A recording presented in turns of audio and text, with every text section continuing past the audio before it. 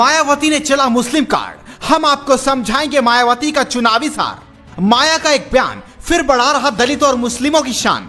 हिंदू राजनीति से अलग हटकर माया ने फैलाया अपना माया जाल, अब किसका होगा अगला साल।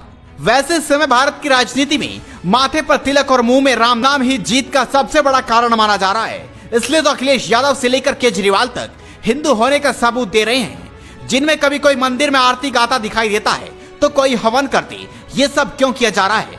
इसका बहुत सरल और सीधा उत्तर है, नेता हिंदू धर्म के लोगों को अपनी ओर आकर्षित करने का प्रयास कर रहे हैं ताकि चुनाव में उनको जीत का फल मिल सके।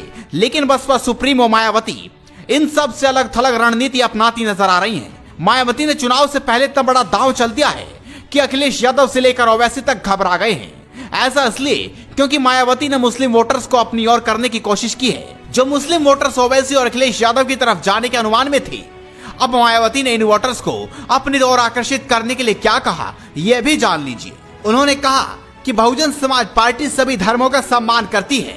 उत्तराखंड में मजारों पर कार्रवाई पर मायावती ने कहा कि अचानक मजार तोड़ने का फैसला सही नहीं है, धार्मिक स्थलों को सही स्थान मिलना चाहिए। उन्होंने आरोप लगाया कि कांग्रेस और बीजेपी में सॉफ्ट हिंदुत्व की होड़ मची हुई है। मायावती के हिंदुत्व वाले बयान की काफी अलग नजरिए से देखा जा रहा है। वहीं उत्तराखंड में मजार तोड़े जाने पर चल रही राजनीति पर भी ध्यान देने की जरूरत बसपा प्रमुख मायावती ने बताई है।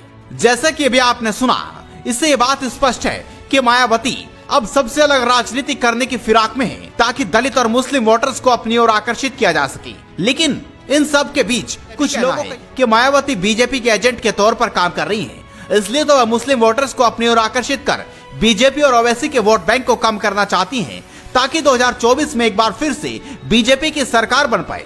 वहीं इन सब के बीच हमें मुस्लिम वोटर्स का गणित समझना भी जरूरी है। दरअसल देश में मुस्लिमों की आबादी लगभग 16.51% है, तो यूपी में करीब 20% मुसलमान है, यानी 3.84 करोड़ है।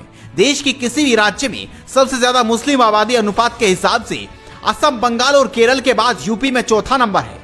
असम में 34%, जम्मू कश्मीर में 68%, केरल में 26.6%, बंगाल में 27%, यूपी में 20% है। यूपी में 80 लोकसभा सीट और 403 विधानसभा की सीटें हैं।